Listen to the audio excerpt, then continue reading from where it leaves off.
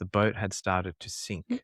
Ah! And we were in the middle of Sydney Harbour, and we ended up having to go over to the Taronga Zoo wharf. Maria decided it was a good idea to tell everyone on the boat that it was sinking. There was people in wheelchairs just sitting there just going, how the fuck am I going to get out of here? Oh my God. There was old people stumbling towards the door.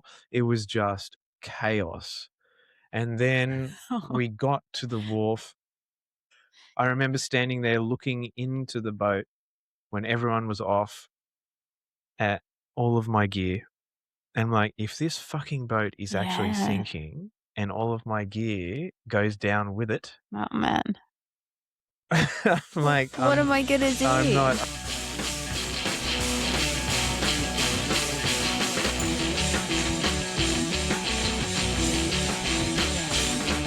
Hey guys, how are you? This is episode 10 of the Offstage Life podcast, and to welcome us into double digits, we have our friend, soundman extraordinaire, Steve. Welcome, Steve. Hello. I don't know about extraordinaire, but yeah. Wow, you're an award-winning all right. sound engineer in Sydney, loving father and husband, and also a musical theatre performer. Occasionally. Occasionally, doesn't matter. You can put it on your CV. Okay. Steve, CV. Yes. Yeah, that's right. I've been mistaken for that many times. Have you? Yeah. Competing with the three tenors? No, not exactly. I'm not going to win any awards for making noises. Yeah, I come from a very musical family. Yeah. My father, John Colbornville, was a composer. He wrote a whole range of different things, everything from ads, jingles, ballets. He wrote a symphony. He wrote lots and lots and lots of different things. He was a jazz musician primarily. Yeah. And yeah, he had an entire life and career built around music. I was going to say that's a lot of musical theory. So jazz as a genre makes total sense to be able to have the brain to be able to compose a symphony. Yeah, I mean, he was a very, very talented man when it came to music and composition. I was encouraged to are we doing massive inverted commas there. To play the violin, and so I played the violin from, I can't remember the year, but I played for 10 years and did a whole range of things. Completed my Trinity College of Music examinations and all that. Played for the Australian Youth Orchestra, and That's it was good accolade. Cool. Yeah, it was a very different time, I guess. And even though it wasn't really what I wanted to do, it gave me a whole lot of things that I wouldn't have today if I didn't do that. Like a baseline in music. It's a foundation in music, but it also gave me other things that you don't really think about until you have them. So playing the violin, because there's no guide, because there's no anything other than your ear.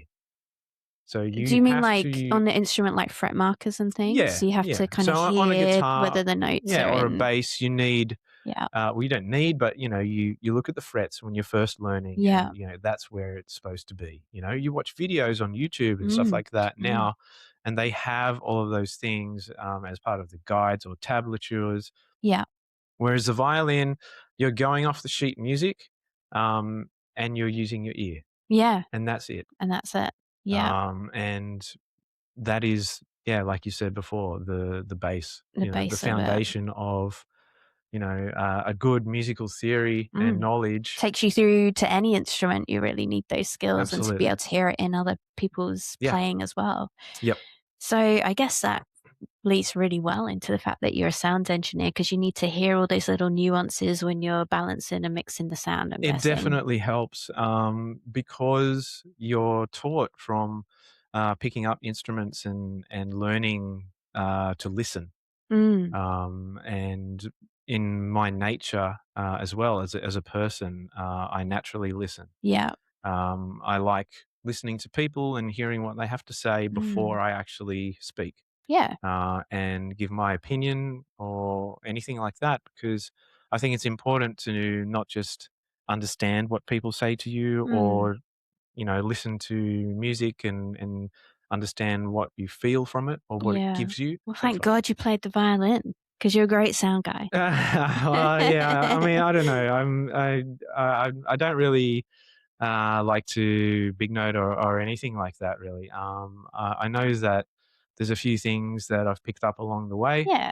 It's all a journey, like you said Yeah, before. It's part of the process to yeah, that's right. keep building on as a musician. Yeah, and if people enjoy what I do, then that's great, because most of the time I will go to every length possible to make sure that, you know, I give them that opportunity. Yeah, and everyone's happy Yeah, and that's right. it's all good. So where was the transition between being that kid, I'm guessing, who played violin Mhm. to mastering a soundboard and doing live sound? Did you have Yeah. other jobs before? Was it something you did in your spare time? Talk us through that journey. Yeah, it is a bit of a journey because, yeah, essentially being classically trained, it's not an obvious transition. Yeah. So in high school, I think it was about year 9, um, I went to Ashfield Boys High School. Yeah. And now it's one of the better public high schools going around, but back then it wasn't. Back Okay. then it was a disadvantaged school. It was really not doing that great, Mm. and there was a bit of trouble in the years above us and all that sort of Just thing. behavior and Yeah, stuff. Yeah. just delinquents and Standard general, secondary school behavior. yeah, inner west public school stuff, Okay. right? Yeah. So being someone who played the violin in that Yeah. sort of environment Right. was a challenge in itself. Yeah. Um, So you weren't closeted with your violin playing? I was, to some degree, because You uh, didn't wanna make a big thing and get no, not at bullied all. Yeah, and yeah. exactly right. Exactly right. Yeah. I wasn't like a super nerd, but I wasn't really, on the other side of it Like either. a jock. Yeah, no, definitely not. But yeah, it's just something that kind of happened, that I decided that I got to a certain point in time, a certain age, that I was able to turn to my dad and just Mm. say, "Look, I've completed everything I can do. Yeah. Um, if I'm not going to take on the violin as a profession, Mm. what Where's is?" this Yeah, going? that's Yeah. right. What is the point? Yeah, yeah. So at that point in time, like I said, I think it was year 9 or year 10, but I stopped playing. Mm. And much to his disappointment, but um, like I said before, it gave me skills that served me very Yeah. well. And so, being in a musical family, having that background, that history, I started looking at other avenues, Mm. and I fell in love with rock and roll music. Yes. And so I was, almost, I think it was 17. So I could go to a few underage shows and that sort of thing. I'd Yeah. go and see bands. And yeah, when I came of age, it would be, every week, sometimes multiple times a week, going to shows, little shows in places like the Annandale Hotel or the Yeah. Avondale back then. Can you remember some of the artists, the bands that you Yeah, went to yeah, see? yeah. Can The you Hope tell us? Town was still up then. Oh, there was so many, but it was mainly all Aussie stuff back then. So Yeah. I remember my first ever gig was Tumbleweed at the North Point Tavern, Mm. and it was still to this day probably the loudest gig I've ever been to. More than Motorhead?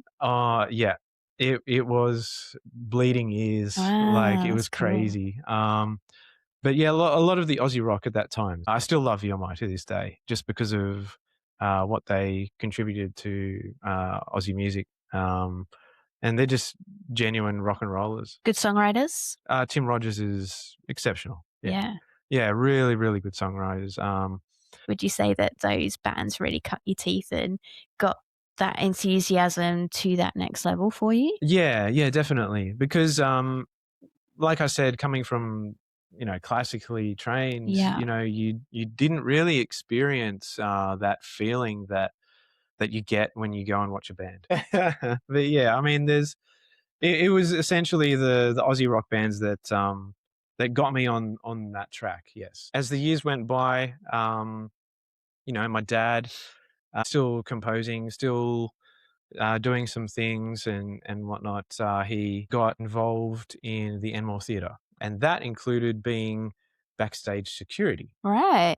So I took full advantage of that. Yeah. And so for a period of about 2 to 3 years, I got dance floor tickets to any show I wanted at the Enmore Thank you, Theatre. Dad. Yep, it was great. Yeah, that's great. Yeah, like some of the shows I saw was like the original Black Eyed Peas. Wow. I saw them 3 nights in a row. Yeah. So. Did you ever get a chance to work the boards? No, this It came later? Yeah, this is all before I decided to make the switch. So at this point in time, I'm thinking, I have music in me. Yeah. I want essentially to be on the stage. Yeah. And there's a big part of me that is still like that. Yeah. And my goal at that point in time was, yeah, I want to pursue this. I want to be a rock star. I want to do this. I want to do that and see where it takes me and write these songs. And yeah, I was caught up in the vibe. Okay. So I really want to get to, where this being this amazing sound guy happened. Okay. So talk to me about this part of the story. So what was your first opportunity to learn how to be a sound engineer, or did you just do it one day because someone needed a sound engineer and you had access to the gear? Like, yes. Talk to me about that. So on that same note, so I was still, a wannabe rock star. Had both my ears pierced and long hair and all of that sort of stuff. And I feel like we need to insert a picture there. yeah, maybe not. And yeah, had a couple of guitars and like it was just mucking around with a couple of friends and not really doing anything seriously. I thought to myself, okay, how can I better myself? How can I use the knowledge that I already have and bring another element to it and, better understand how this whole game works? Yeah. And at that point in time, I was working at Burwood RSL Club. And I was just working in the cellar or behind the bar. Yeah. And there's a guy that was working there called Bill, who was doing the light and sound for the shows there. Yeah. And I got talking to him one day, and he mentioned that he would really like an assistant. Okay. And so I thought that, wow, this is great. I can actually learn about the other side of the desk. And that will do me a world of good. Yeah, as a musician, definitely. Yeah, understanding, the elements and how things work and all of that stuff. And I said, this is going to serve me really well, and I'm going to get paid to do it. Yeah. So essentially, I'm combining my passion, with my projects and work, and this is something that I can work consistently at. And it's still in the industry. Kind of supports your own creativity as a musician. And it can can give me that outlet too, It can enable me, essentially. So. And it's related, like you said. So that's right. Win-win. That's how I got started. It hasn't really stopped. Yeah, you're probably one of the busiest people. Yeah, it's it's not just that at Burwood these days. It's very different. Very different. Yeah, I'm still there. I'm the entertainment and production manager there now. There you So go. I started there as just a shit kicker, really. I was taping down leads and helping plug things in and still working out how all of this stuff, goes together. I'm still doing that, to be honest. But you never stop learning in the music industry, do you? But yeah, I mean, it was, another foundation, another base. And that's something that I already had, along with my trained ear, which is a massive thing. Yeah, Because massive. even though I started on lighting and over the years learnt software to control the lights and actually became very proficient at lighting, it actually has another element to that as well, and it's almost like a visual representation of what you're feeling, what Okay, feeling the yeah. music gives you, Yeah. and it complements Do that you as feel well. like you're talking about lighting, right? Yeah, Yeah. So yeah. do you feel like because you're having to almost invoke what the band are feeling through your lighting, No, it's not. or It's is it not. more your own Yeah, yeah. expression? It's Okay. more like what I'm getting from it, and if I already know the song, Yeah. then I can kind of anticipate the big Yeah. The moments. solos, the fills. Yeah, Yeah. yeah, and that's really important, but it's also putting yourself in the audience's Okay. perspective, because if you feel like, there's a big moment coming, even if you don't know the song, Mm. you're just listening, right? You're Yeah. listening to the beat, you're listening to, the composition and the arrangement. It's like, "Okay, here we go. Yep, it's coming up to the It's chorus again, building. it's building, yep, and now I'm gonna do this, I'm gonna do that, I'm gonna bring this in," and it's almost, yeah, like I said, Mm. a visual element that contributes to the overall experience from someone sitting there, Yeah. taking it in, not just with their ears, but Mm. now with their eyes as Yeah. well, you know? That makes total sense because I often hear people say, imagine if you went out clubbing and there's no music and people just like Yeah. moving around. I feel like it would be the same with the lighting. You Yeah. go watch a band, they could sound great, but if it's mic'd up really shit and Yeah, there's well, a it's really bad lighting design, yeah, then it's not going to feel the it's same. not, yeah, You're not going to get there. you need to have all of the elements firing, so to Yeah. speak, Hmm. for a real genuine experience. So it's like going to a silent disco without the headphones, Yeah. Yeah. it's be Yeah. like, "What is this?" This just doesn't work, doesn't No, it connect. really doesn't. Yeah. But yeah, it's all about the end product, Mm. the experience that someone sitting in a chair takes from that room, Yeah. from that moment, you know?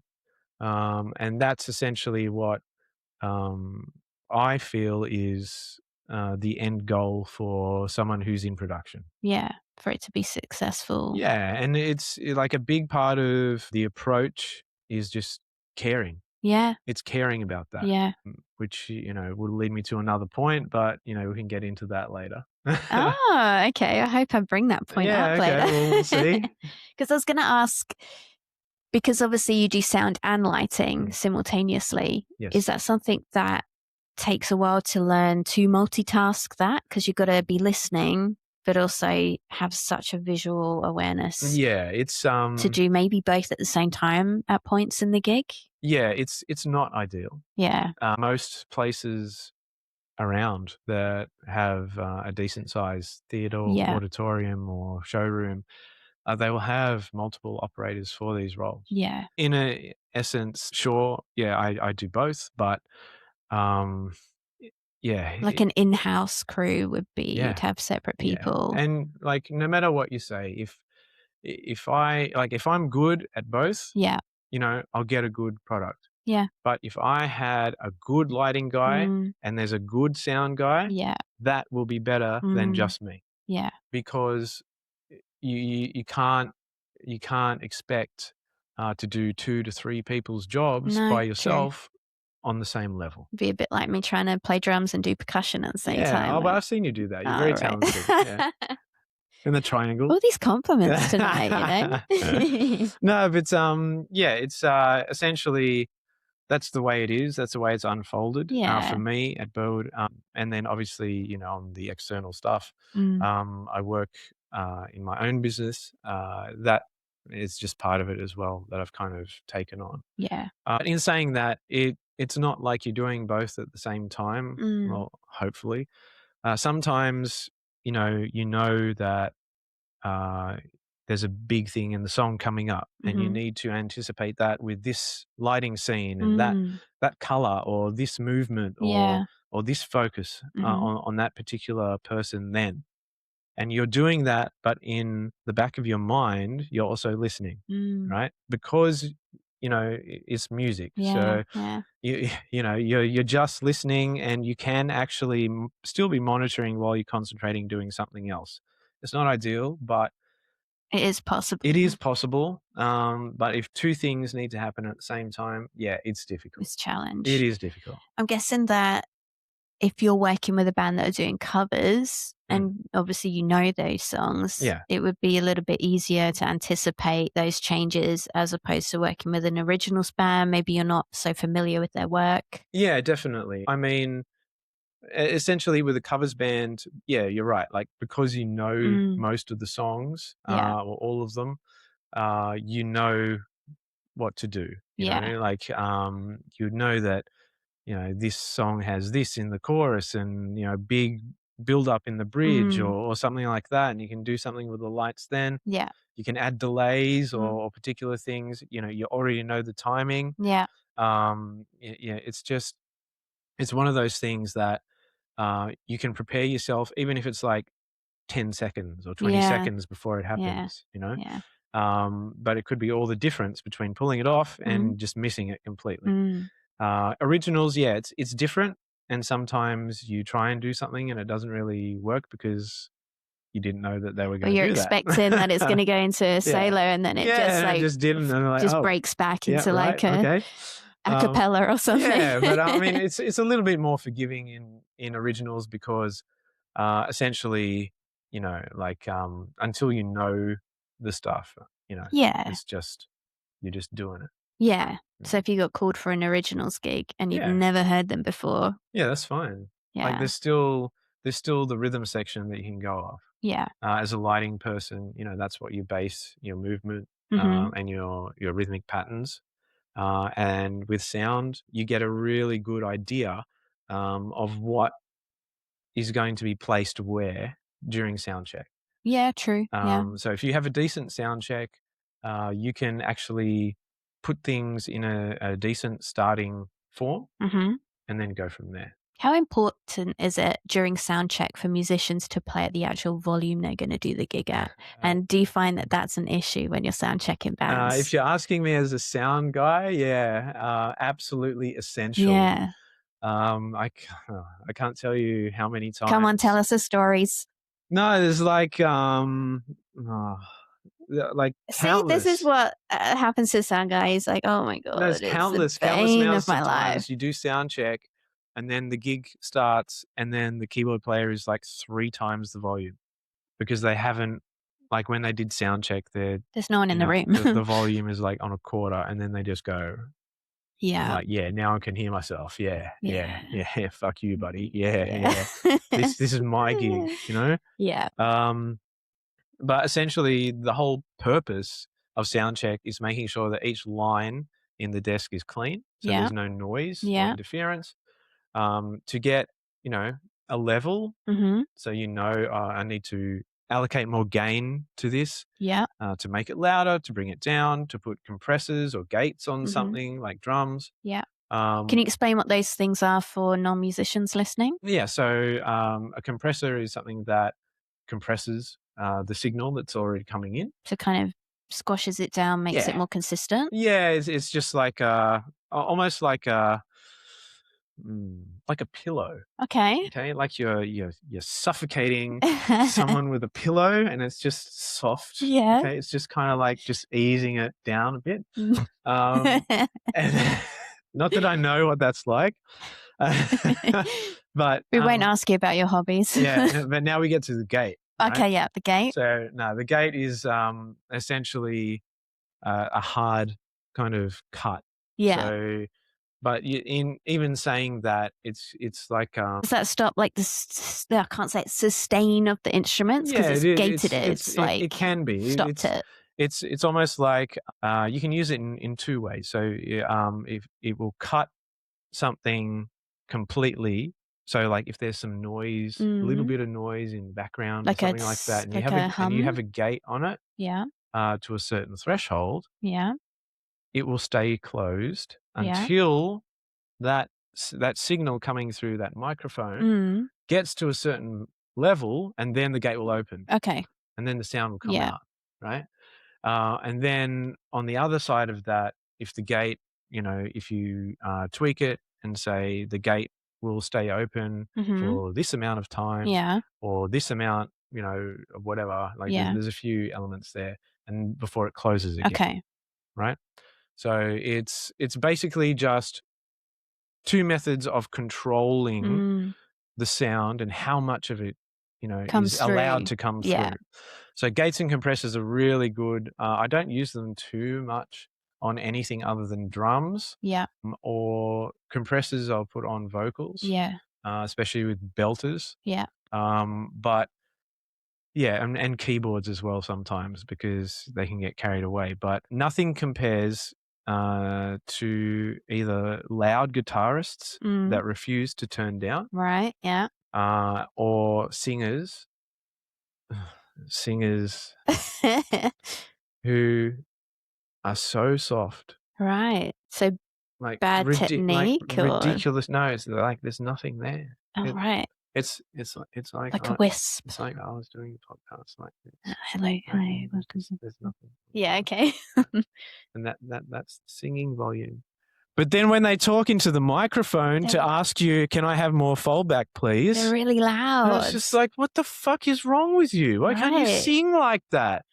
Use the same things. But I guess you also have to have a great bedside manner with these people because of egos. If you were to say, what the fuck's wrong with you? Can you do that the other way around? Like project when you're singing and look, be quiet. Like there has been moments in the past where that sort of conversation has happened. Yeah. But essentially, I don't know if it's pride that I have, but I go and make a conscious effort. Yeah. Because it's also like who I am. I don't really like getting in conflict or being a prick to people. Yeah. We're all here for the same cause. Right? Now, that isn't always the case because some people just want to come and do the gig and fuck off. Yeah. They're no here, heart and soul. No, they're here it's for a the paycheck. Yeah. And they don't care, whatever, And if, they don't get what they want, then it's even more irritable or whatever. But essentially, there's a stigma in the industry about sound people who have this chip on their shoulder. Yeah. This attitude, this really abrasive personality and just like, no, fuck off. What do you want? And I'm not denying that. Yeah. Like that is absolutely there for a reason, because there's a lot of people out there that are like this. Yeah. Like, and I've seen it. Me too. There's yeah, I bet. Like there's so many people that are just so unnecessarily rude. Yeah. And just bitter. Unhelpful. Oh, in every way. And look, all of these reasons that they are this way are actually not about the music or why they're there. Yeah. Which is kind of ironic, but this is who they are when they come to work and get behind that desk. And I have never understood that. So it's almost like the joys left why they started doing it in the first place, maybe for some people. And to some aspects, I do understand that. Because like I was saying before about, that young kid who was going to all these gigs and just having this passion and this like, life in me because I just loved this live music scene so much. Going to the other side of that, learning about the technical aspects, learning about how the magic happens. Yeah. The illusion goes a bit. Absolutely. Yeah. And this is the behind the scenes thing that people don't realize. Your passion becomes your job. Yes. It will take the passion, the lust, the love is lost sometimes because it's work and you're dealing with people who you may not get on with and same thing every day. Yeah, it definitely takes that. I wouldn't say mystery, but that magic. It takes the magic away from it. Yeah. But yeah, the people are a big part of it. Because who they are on stage is also very different to who they are off stage. Yeah. And how they approach you, how you approach them, how people treat each other, how the audience treats you. It's all elements that are constantly in play. Yeah. And every single time you kind of go to a gig and do a show, there is that unknown aspect. Yeah. So there's a fair bit there that kind of takes the illusion of how great everything is, and the top of the pops. Yeah, it's also a bit of realization that, this is entertainment for everyone else. Yeah. But you're working. You are working. Do you still find ways to have that magic with music, that relationship that you had as a boy? Less and less so. But there are moments that I would say really do maybe not hit the same, but I really enjoy working it. You pull a great sound, and it's music that you enjoy, and everything is just great. And the crowd's enjoying it. The crowd's into it. The band are loving it. You're enjoying it. Yeah. Everything is good. That's a really nice feeling. But it's not that almost awe that you stand there and just take something in. Yeah. Because it's not like you can just stand there and not be thinking. You're on because you're Thinking working. about what's coming next. Okay, this is happening now. Yeah, it's right. Yeah, it's really great. Yeah, awesome. Okay, but now I got this. All right, and then that. Yep. Okay, and what's next on the set list? Right. Okay, so we're going to do that. It's constantly just this constant process. Okay, let's ask you some quick fire questions about working in sound. Maybe some more storytelling, actually, because I'm enjoying the storytelling. Right. Yeah. So, what is the most bizarre artist request you've ever had doing someone's sound? Most bizarre. Or what's the most bizarre artist unraveling moment that you've ever witnessed at a gig? Maybe they're two separate things there. All right. I've got a couple. Okay. There's some for me, and then there's one story that I have to share. That my dad told me. Okay. So me, there's a little bit externally, but at Burwood, working at an RSL club, you're not always going to get the highest quality of performers. Okay. Surprisingly. But I do distinctly remember there was an Elvis impersonator, and we had booked him, and he did the first half of the show. This is like a ticketed show. Yeah. I think there would have been like over 200 to 300 people there back then. Like this is so long ago, but the tickets would have been like $15 or something insignificant. Anyway, this guy did the first half, and he was fucked. Like he was so shit. Was he? Like he was like testy popping and busting. Like he was gone. He was absolutely cooked by the intermission. And I go backstage at intermission, and he's there sitting in the dressing room. And look, to his credit, at least he acknowledged it. Yeah. Right? He's gone, Steve, mate, I'm gone. Oh, no. Yes, mate, I can't go back out there. I'm like, what do you mean? He goes, I can't. Wow. And so he pulled out a CD from his bag. Oh, no. And he goes, for the second half, I just want you to play the CD and I'm going to mime. Wow. I'm like, no, you fucking not, mate. Yeah, you're under contract, mate. Like, this is a show. People are coming here to, like, no, brother. What world do you think that's okay? Did he have a full band, or was he? Yeah, full live band, everything. I'm like, no, there is no way that is happening. There's like been so many other occasions as well. Like there's been people backstage, like stand-up comedians, and like, don't get me wrong, that is the hardest job in the world. Yeah. Who have gone out, they've done their first bit or whatever, and it was a ghost town. Yeah, no laughs at all. No, the tumbleweed was rolling through, like, and they would go backstage. Like, I remember this one woman was in tears. Oh. Like, she was just absolutely beside herself. I'm just there going, what the fuck do I do? Yeah. What the show must go on. That's right. Yeah. But what are you going to do then? So yeah, I mean, like there's so many moments like that where you're just like, oh my gosh, like how are we going to get through this? Yeah. So from an artist's point of view, there's always those moments. There's Yeah. always those forks in the road where you just kind of like, oh my gosh, this is a train wreck. But then there's also the other side of it where there's like, over the top requests Yeah. or like, people just absolutely taking the piss. And I remember one story, my dad told me. He came home and it was one night at the M-War that Parliament Funkadelic were there. Okay. Yeah, Yeah. with Wow. George Clinton, Yeah. right? And Dad was backstage and George was in the dressing room, his own one, of course. Of course. And then like Dad was just roaming around, the back, and George comes out. He goes, "Hey, hey," and calls him over. Yeah. Says, "Come here," and calls him into his dressing room. Yeah. He goes, "Here, have some of that." Oh no. There is a massive mixing bowl, Yeah. like this side filled over the top with cocaine. Are you joking? No.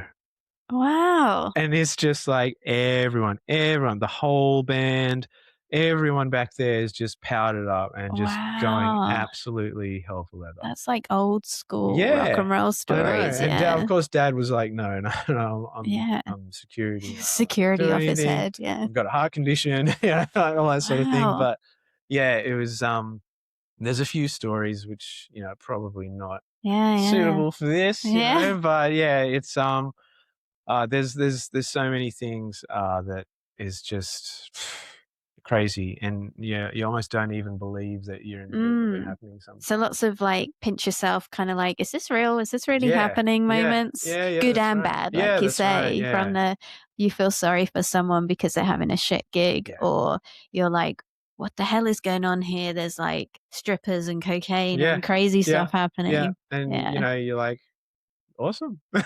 You're just like, wow, this is great. This is why I do music. Yeah. Just to see all this crazy stuff. Well, yeah, I suppose it's nothing to do with music, really, is it? No, but yeah, I mean, it's all part of it, I guess, or it was. But I mean, there's so many things as well. Like that's the human side of it, and then the technical side of it.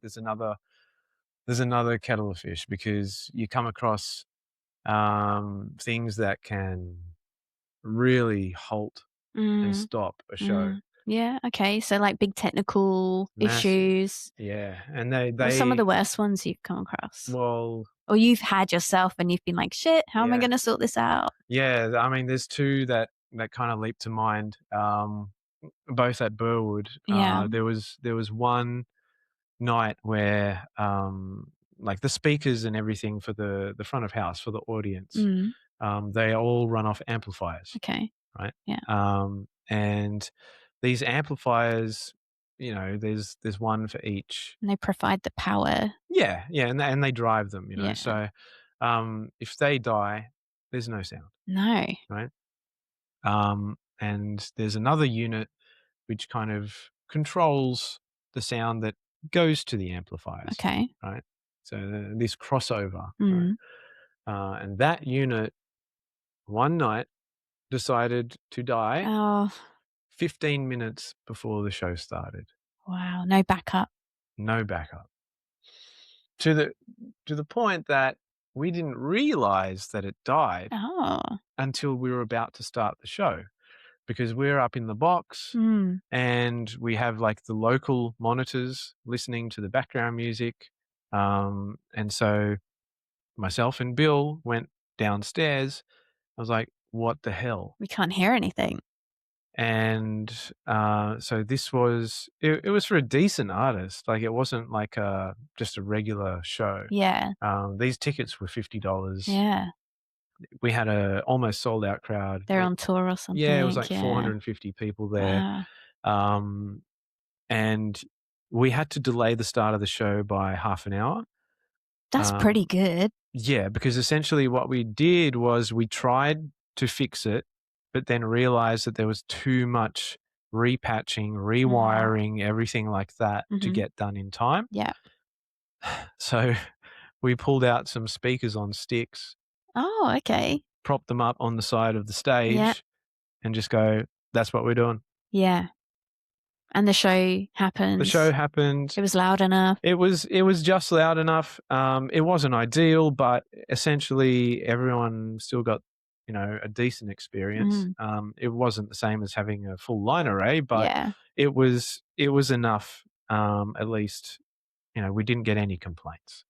Because do you think the audience would even know, really? Yeah. Some of them definitely would, but I mean, essentially, people were there to see the artist perform. They did. They got what they were quite paid forgiving for. with it. Yeah, of course. And some instances, technical stuff is unavoidable. Well, yeah, that's right. And you do the best you can with what you've got. That's without trying to. I mean, it's after all the shops have closed anyway. It's not That's like you right. can just the show must go on. run out and grab a new amp or whatever. At least we made it happen. And then another time, again with an amplifier. There was one that was driving a particular range of speakers, and it died completely. Wow. And so, actually, no, it didn't die. The fan died. So it was overheating, and it would continuously go into fault. Yeah. So it would stop. Yeah. It would lock up and just not pass any audio through. Yeah. This is probably about half an hour before the show started. So we ripped the amplifier out, unscrewed it, took the cover off, put it on its side, reconnected all of the speakers to the back of it with the cover open, and then got a desktop fan from downstairs. I was wondering if you just got a reception fan and just like put it up against it, and we're like, right, that's all we can do. Yeah. We'll see what happens, and it lasted. That's great. Do you guys have like spare ones now? We do have a couple spare up in the plant room. Yeah. So, I mean, essentially it's about the time though. Yeah. If it happened 2 hours before a show, 3 hours before a show, it's a lot more forgiving than 10 minutes before. That's so true. Oh man. So yeah, I mean, is it a stressful job? Yeah, it can be. Yeah, sounds very stressful because of the amount of thinking you have to do on that technical level. Yeah. It's kind of unique in the aspect that you have to be technical. Especially in this modern age, because so much of it is digital. Yeah. Computer based or routing or networking. And yeah, it's a huge technical aspect to it, but then you're still being creative. And you're still, like you said before, having to use your ears and your eyes and your external senses as well as knowing the technical side. Yeah. Very underappreciated, I feel. Yeah, thank you. Yeah, yes. Get that validation in. Okay, what personality traits do you think make artists hard or easy to work with? Someone who is so sure of themselves and so arrogant that anything outside of what they expect or anticipate is met with abrasiveness or barriers. Yeah. They're not open to suggestion. They're not open to a different approach. Yeah. Which, in some aspects I can understand, because like I completely get that a touring show will go from place to place and they want a consistent product. So they not take a touring sound guy with them. Well, sometimes they would, or sometimes they'll take their own desk, which they run their own monitoring with, so they can be sure that they get what they want. Or there's other things that they do and bring with them in order to ensure that. But when it comes to front of house, when it comes to the venue, I find that it's a real mixed bag. I do understand that some people who work in a venue in-house are these bitter people who are just whatever, they don't care. That saying, there's also a lot of people on the road that are like that. So I think when you cross paths with not just technical people or soundies or whoever, but band members, managers is a big one. They like to lay down the law. They like to say, no, this is what's happening, this is that you can stipulate that. you know. But there needs to be a degree of flexibility because... And, you know, you don't have to be a prick about it. Yeah, true. Delivery's everything. You know, you can say, hey, mate, you know, so this is our show. We've got, you know, this guy here. Happy to work with you, but, you know, these are the things that we really want. Is there anything that you want to prioritize from us? Yeah. You know, like it's all about just working with people. And it goes back to what I was saying before.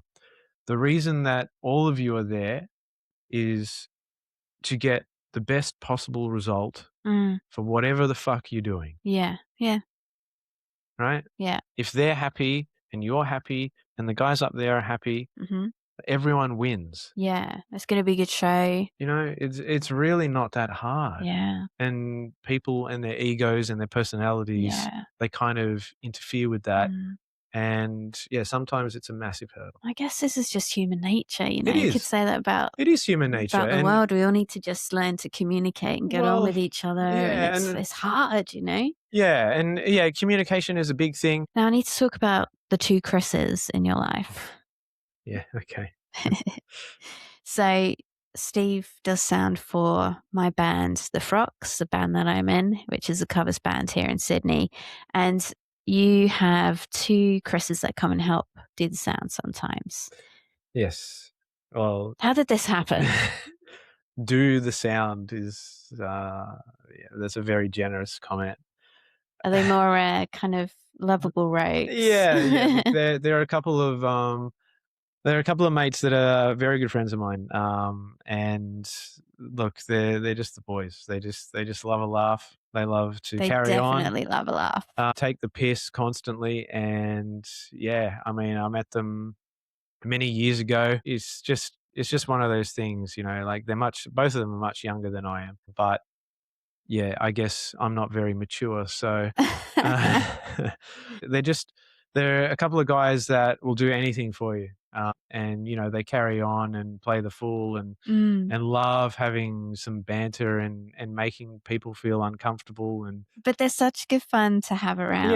Yeah, it's great. Even though they're doing your head in probably half the time. Yeah, that's right. Like they annoy the shit out of you, but it's also like really fun while they're doing it. You know? Yeah. It's you know, there's no purpose there for them other than just to come on and hang out with a mate and have some fun, dance together. That's it. Yeah, just take the piss. You know, they for literally do like the whole night. It's great. I sometimes see them folding cables. Yeah, well, occasionally. They try. Yeah, and then they get distracted. Yeah, that's right. Yeah, nothing gets in the way of, you know, having a fucking dig at someone or. That's right. They fucking do my head in. If you had to describe each Chris in 3 words, what would those words be? Each or together? Each. Or together. What do you think? No, together? I think together. Together? Yeah, because they're bosom buddies, you know? They're literally bros. Yeah. And I think, you know, like, they're probably docking right now.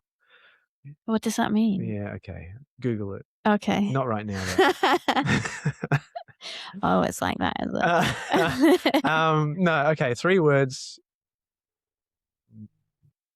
Robust. Oh.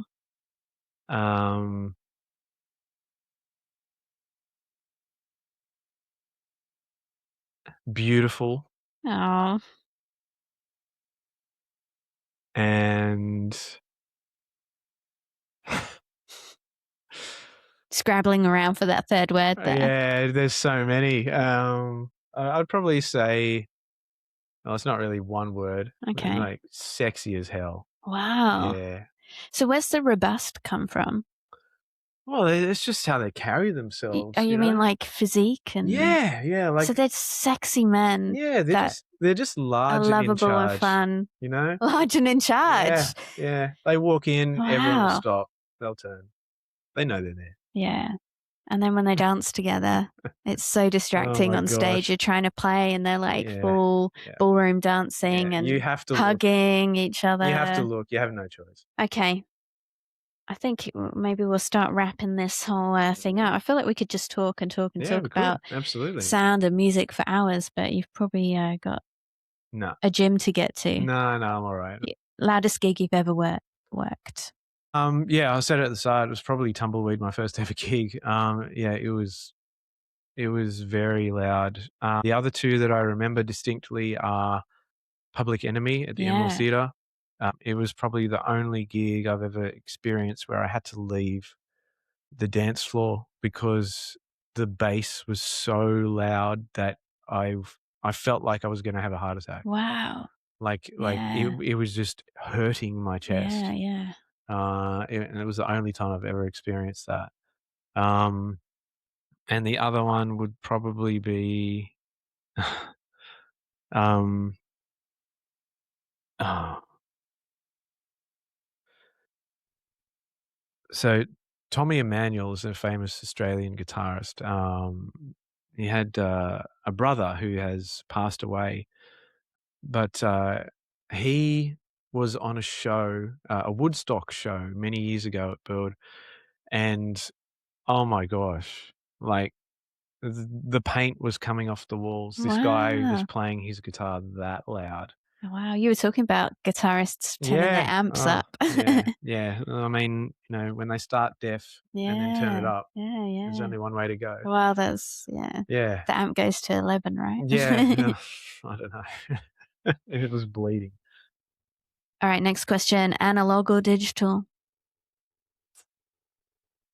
You're a hybrid guy, aren't you? No. I'm gonna say digital. Okay. Because I know there's a certain warmth to analog, and I do love analog discs.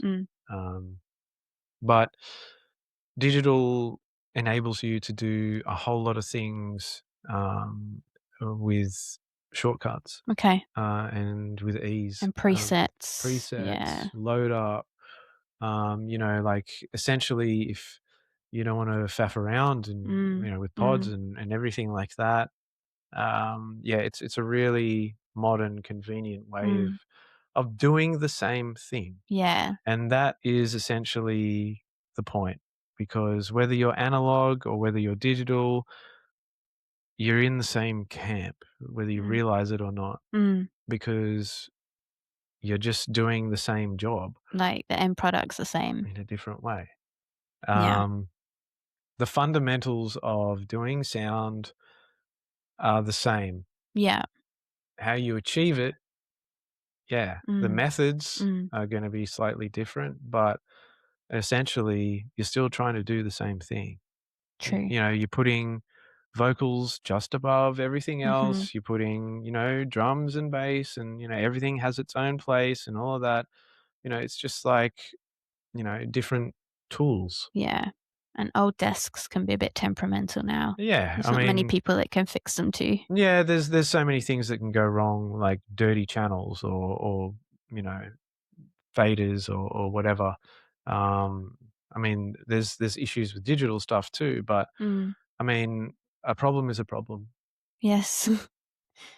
Words to live by. Whether you fix it or not, it's just degrees of difficulty and how familiar you are with it, with your tools. Yeah, and how good you are as a work person using the tools. Well, yeah, I mean, like, there's definitely older sound people out there that would be more comfortable with analog because that's what they've done their whole career. Of course, 100%. You'd be naive not to understand that. Good to be versatile and use both, I expect. Yeah, it is, if you are interested in that. And you still need to or want to do sound. Exactly.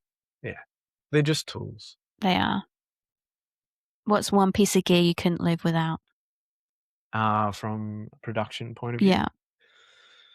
One piece of gear that I couldn't live without. Something you love. I don't know if I love it, but I have to have a laptop. Yeah. Okay. For whatever means, whether it's an extra interface for controlling the digital desk, whether it's playing backing tracks from it, whether it's something that you can plug in your USB dongle for lighting or what have you. Yeah. Just having that that device there, or even a tablet for mixing, I think that's changed the game completely. It's just so convenient. It's so amazing, really. When I first started, it was literally running from stage to either side stage where there was a monitor's desk, or up to the back of the room, which is how it used to be at Burwood, and then back to stage and back to the, like, it was just back and Now it's just forth, portable. yelling out from the top, all of that stuff. And now you can stand on stage with the performers and change things. listen to the same thing that they are. Yeah. So then you know when they're bullshitting you. Love it. What's your dream artist or show that you could do sound for? Oh, wow.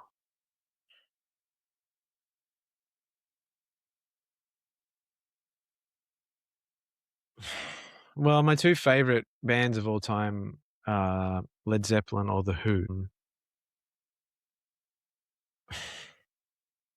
I don't really want to mix either of them because I think they'd be fucking deaf as posts.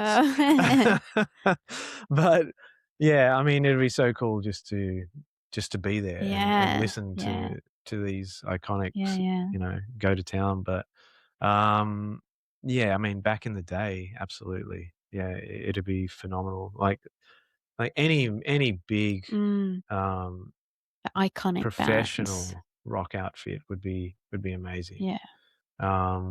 Yeah. Cool.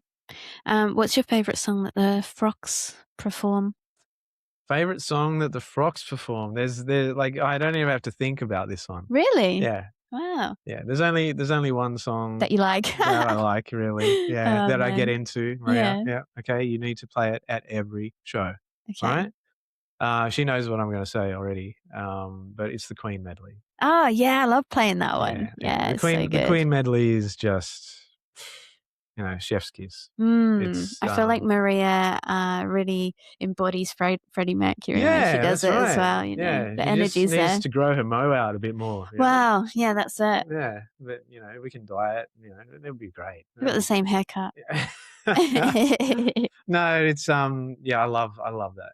I love Queen. So, and that melody is really great how it's put together. Yeah. And yeah, she does it well. You girls do it so well, and yeah, just every time it's done, everyone just responds so. Such a great band to cover. Oh yeah, I mean, they didn't do it wrong. No, maybe we should do some Zeppelin and some Who. Yeah, I mean, I'm not going to say no. Then your dream will come true. Yeah. You're gonna, you're right with Moby Dick, Oh, yeah, massive drum let's not solo do that song. 12 minutes. Yeah, but we do like Kashmir or something instead. Yeah. It's I don't know if Maria would know any of that. So. Oh, there you go. Yeah. Earplugs, essential or overrated? In regards to sound? I was going to say in general. But you could answer from both point of views. I'm going to be a bit controversial here. I'm going against no. You're going to say no? It's a bit of an old school mentality, which, essentially, I'm not really looking after my hearing or being proactive in looking after my hearing that well. But I kind of go off the rule of, if my ears are hurting, move away. Okay.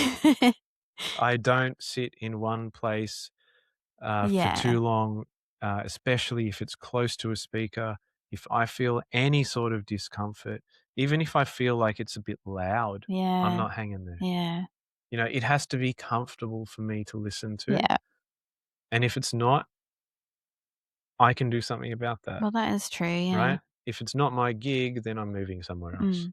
But I think I can still hear just fine. That's good. I have done a hearing test and everything's okay. So, it's like, it's like anything really. You are going to do damage to something as you get older. It's unavoidable. You go for walks every day, your knees are going to give out. And it's just one of those things, if you are in a live music environment, yes, you're exposing your ears to damage. Yeah. But if you kind of limit that, just by being conscious of where you are and what you're listening to all the time, you can avoid that. On stage, it's a bit different because you're kind of stuck there. Yeah, when you're playing the instrument. Yeah. So you have to be, again, that's why sound check is important. And if you can't hear yourself, there's something you can do about it. Yeah.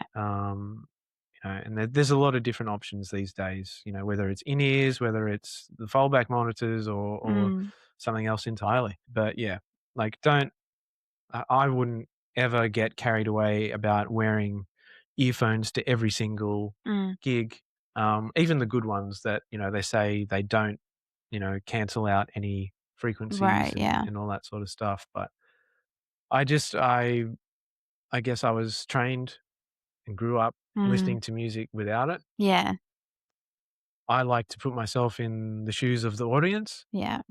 And hardly anyone would probably wear earplugs to a gig. Okay, so couple more questions just to finish this wonderful podcast episode off. Okay, yeah. And we're going to bring it back to the Frocks. Of course. So who's your favourite Frocks member? Past and present. Oh. Present company excluded, of course. Oh, yeah? I'm not in the running. No, absolutely. It has to be Kate. Like, favourite drummer? Yeah. No, just favourite. Oh. Yeah. I mean, Maria gets a very honourable mention because, she gives me money. But yeah, there's really it's too hard to choose. I mean, I think, Lisa is the heart and soul of the band.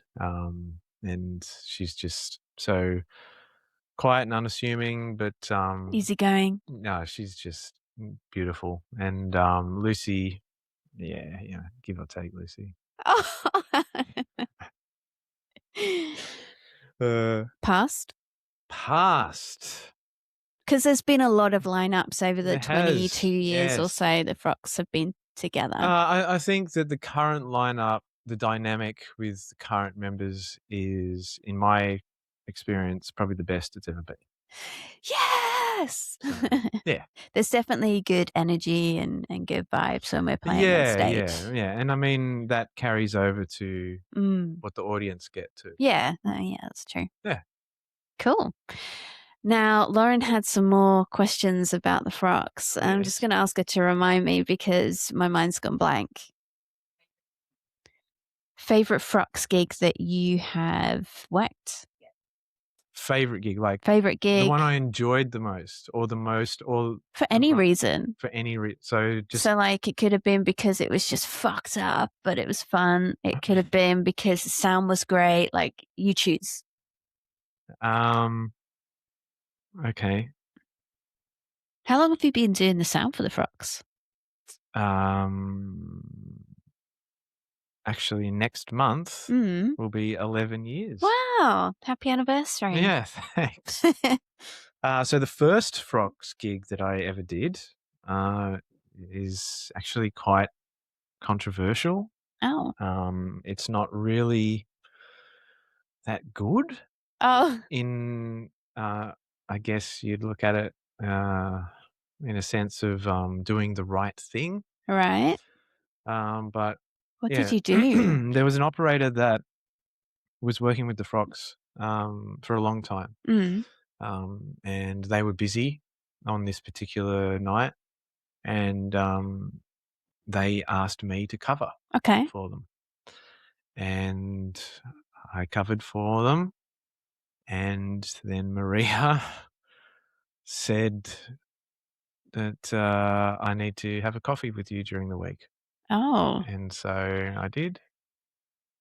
And now 11 years later, I'm still here doing it. One of the go-to sound guys. Yeah. So I just think, that I obviously didn't feel that great about essentially taking someone else's gig. Right, yeah. But,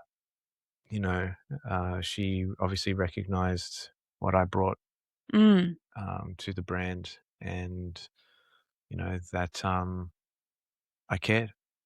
And you've got a great sense of humor. Well, a dark sense of humor. Is it? Yeah. Really? Yeah, this is very sensible. Like usually it's like back and It is, forth yeah. banter. It's usually a lot loose, a lot of lots of innuendos. Outuendos. Yeah, yeah, all of that. in all the endos. Yeah, all the endos. That's right. Make a shirt out of that. Has anything a bit touchy-feely ever happened at a gig when you've been in the crowd at a Frocks gig? We'll just go back to that other question first. Okay, yeah, we'll get to this bit in a minute. Yeah, so that first gig, obviously, was memorable because it was the first time I was working with Frocks. Yeah. I enjoyed what they did, and the people at the venue were actually coming up to me going how good it was. Yeah. And how good the band was, and just everything about it was just good. And I just felt like, wow, this is cool. Yeah, you want to be part of this. Yeah. And yeah, then I guess, there's been a lot of gigs, but one in particular that I do distinctly remember, probably for all the wrong reasons. I'm wondering if I'm thinking of the gig you're going to mention. Boat. The boat, yes. Lucy mentioned the boat. Tell us your side of the story of the boat. Okay, well, the boat. Oh, I need a drink for this. Yeah. You're running dry there. It was a Vivid cruise, I think, from memory. And everything was fine. We'd done it a few times over the years for all different reasons. And yeah, we ended up on this boat, and it was reported to Maria by the captain or the first mate or something that the boat had started to sink. And we were in the middle of Sydney Harbour, and we ended up having to go over to the Taronga Zoo wharf. But before we got to the wharf, we were still sinking. Yeah, sinking out in the harbour. And Maria, and there's bull sharks and whales and all sorts at this harbour. Maria decided it was a good idea to tell everyone on the boat that it was sinking. And she decided to get on the mic and just announce to everyone to not panic, but the boat was sinking. Oh my God. Obviously, everyone fucking blew their minds with anxiety and fear and panic. There was people in wheelchairs just sitting there just going, how the fuck am I going to get out of here? There was old people stumbling towards the door. It was just chaos. And then we got to the wharf, the people could not get off quick enough. Half of them didn't even come back on once the water police came and checked it over. And, everything was okay. They managed to come up with a system where it was going to get back to the original dock. Fixed it up enough. It would have made it, and it did. But I remember distinctly because this particular gig, there was a couple of my relatives up from Melbourne. And I invited them onto the boat. And I said, come on, this is going to be great. It's going to be a night you're never going to forget. Famous last words. It absolutely was, because we were standing on that wharf. They were like, okay, it wasn't exactly what I imagined. And I remember standing there looking into the boat when everyone was off at all of my gear. And I'm like, if this fucking boat is actually sinking and all of my gear goes down with it. Oh, man. I'm like, what am I going to do? I don't think I'm insured for. I was going to say, is that when you decided to take out insurance after that gig? Yeah, I don't know. It was just like, oh my gosh, fucking hell, what is going to happen? But yeah, it all ended up okay. And you just saved the laptop because it's your favorite piece of equipment. I was standing on the wharf with my laptop. Yeah, there you go. But yeah. Sorry, what was the next? Touching up. Oh, right. How could I forget? Look, I'm not going to say no, there has been a couple of times where some randos in Yeah. the crowd have come up and let's just say expressed their admiration. Their appreciation of your Yeah. skills. Yeah, well, just wanted to, you know, have a chat, get to know me. Right. Slip their number to you. No, nothing like that, because I Okay. wouldn't, entertain that. No, But no. yeah. It's actually a real issue, jokes aside. The fact that people feel like they can touch you at a gig.